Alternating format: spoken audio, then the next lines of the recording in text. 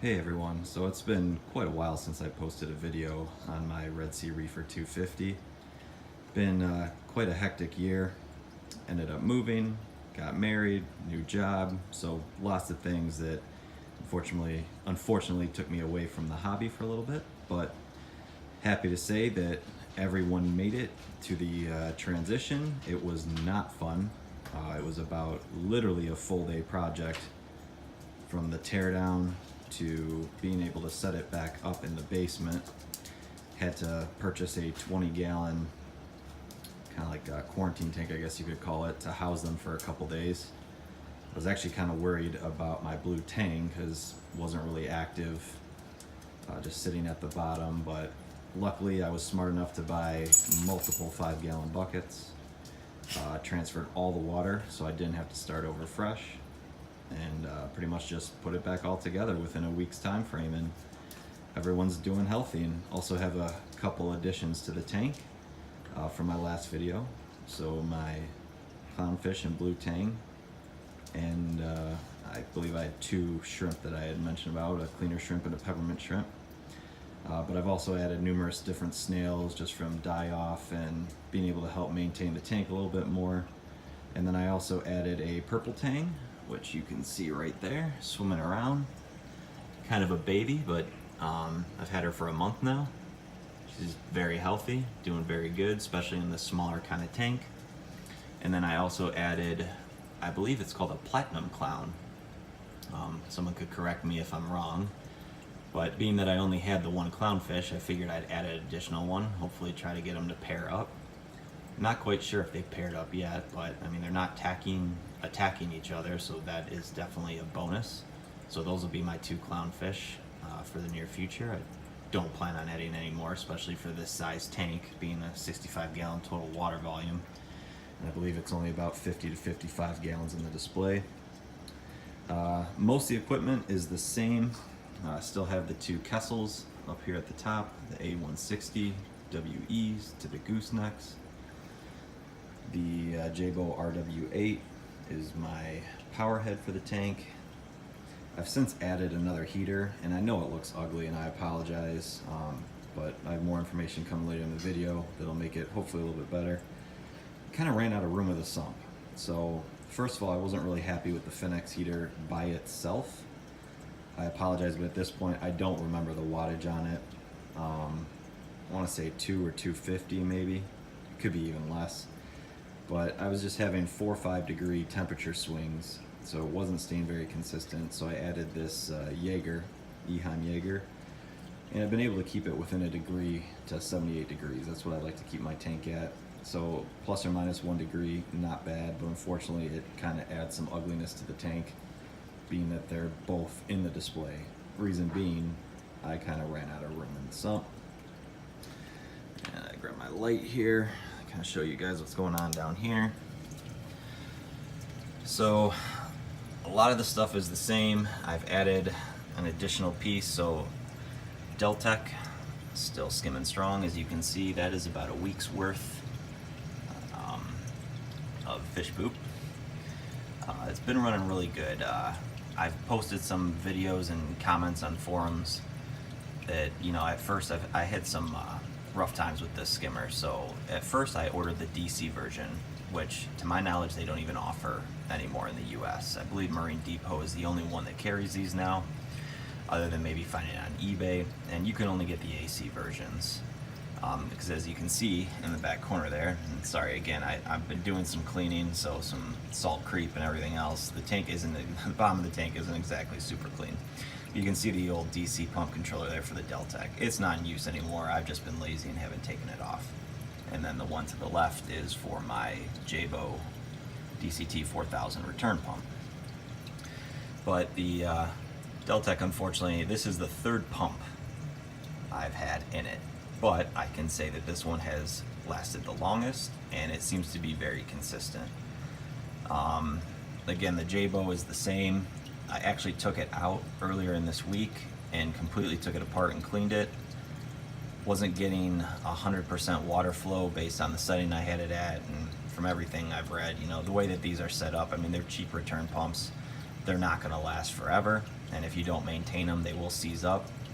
And for any of you that have Jaybo products, whether it's the power heads or the return pumps, you know they use those ceramic housings and rods that basically, like I guess a guide and a housing in there, and they seize up over time, especially if you get debris in there just from the heat. It's not a good setup. And actually my RW8 there, I found a good video online on YouTube about taking it out and the ceramic bushing, replacing it with airline tubing, and that has worked because I had so many problems with this RW8 with it seizing up, stopping. I'd have to go in there with like a toothbrush and try to manually get the propellers to start going again. Sometimes it would work, sometimes it wouldn't. But after I did that airline tube replacement for the ceramic bushing, it has worked flawlessly. It has not died. It's probably one of the best upgrades I could say if you want to purchase one of these Jaybo products, for the longevity of the product, because everyone's familiar with how long these last, a year or two, and then they usually die out, and that's usually why. They're seizing up, not necessarily because it's just dead, it's seizing up. Now, issue being, unfortunately, down here for the return pump, it would require a bigger tube. So all I have at my disposal is airline tubing, dosing pump tubing, etc., and it would not fit. It was a much bigger diameter ceramic rod that would go into the bushing. So I was forced to just have to manually clean it and cross my fingers and hope it worked, and it did. So luckily it's running strong. As you can see here, I have dosing pump holders, and up there I actually had the unit. So from a couple people I saw online, I decided, I've manually dosed ever since I've had this tank.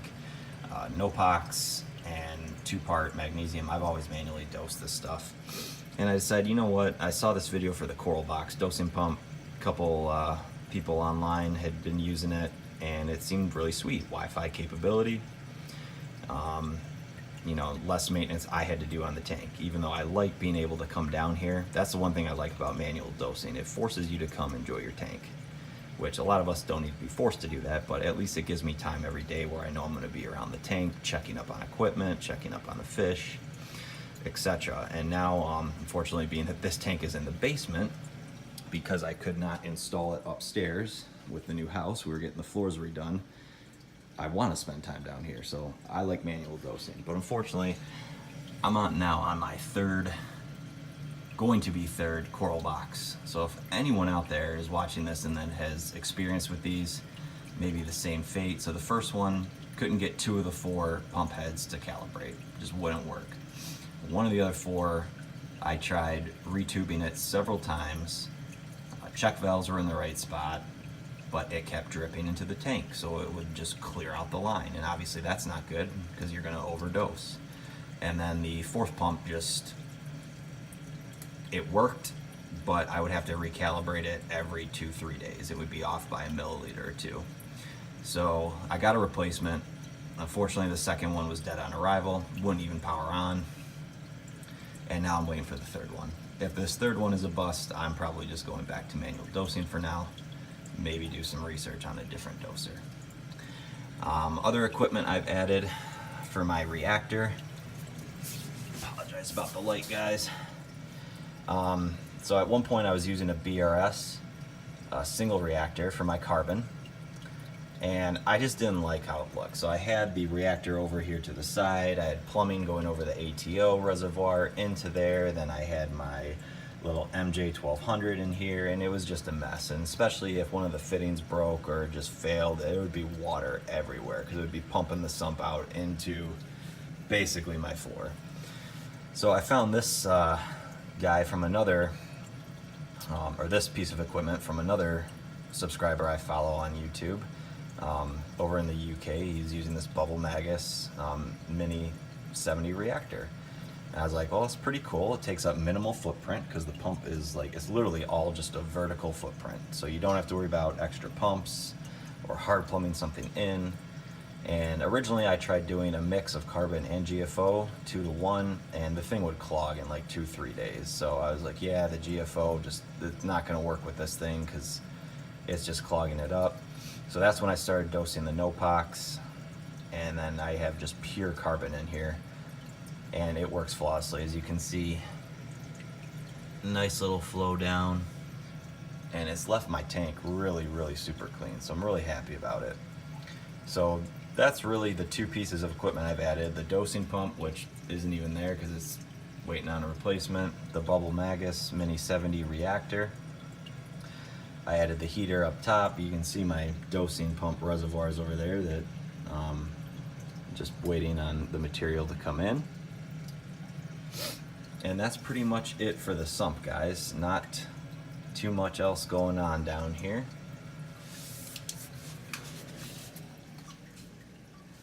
And again, yep, same, haven't had much coralline algae growth. I'm kind of disappointed in that, but again, like I said, being that I haven't been able to put a lot of time and effort into testing the water parameters, and there was a period of 2 months where I wasn't dosing anything at all. I was just doing like bi-weekly water changes. Haven't really had much of growth at all, but I am actually trying a new material. So I got the Red Sea Cage Coralline Grow, and I'm trying this. This seems to be more of a 3-in-1. So it's got your 2-part plus the trace elements, and I'm assuming it includes magnesium in there as well. So I'm gonna run through that, maybe a couple bottles, see if it helps anything. And then I might go back to my BRS 2-part dosing situation, because I've got plenty of that and I don't necessarily want to waste it or try to just sell it. So I'll go back to that eventually. But yeah, guys, that's a quick update on the tank. On more exciting news, so the wife has given me permission to upgrade. So as you can see, my blue tank is getting pretty big, and panning out here, that's her swimming environment. As well as the purple tank eventually will get of decent size.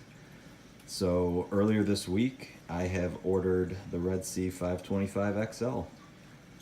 Did the white cabinet. I did the deluxe version. Any of you that have ordered a tank recently, you'll know if you don't get the deluxe, it's got those ugly plugs up here where your light housings would go. I didn't really want to deal with that ugliness if I were to get a light setup that didn't necessarily cover them. So I just decided to go with the deluxe. I have nothing against AI anyway. Hydras, you have pretty mixed reviews online, but people that I've watched on YouTube that have them, they seem to love them. Doesn't really impact any coral growth if I decide to go that route down the line. So yeah, I'm really excited. Probably be about 2-3 weeks before I get that tank and start setting up. I'll post some kind of sneak peek videos of when I actually start getting some of the equipment in. So I'm doing, for that one, I will be doing the Jabo return pump as well.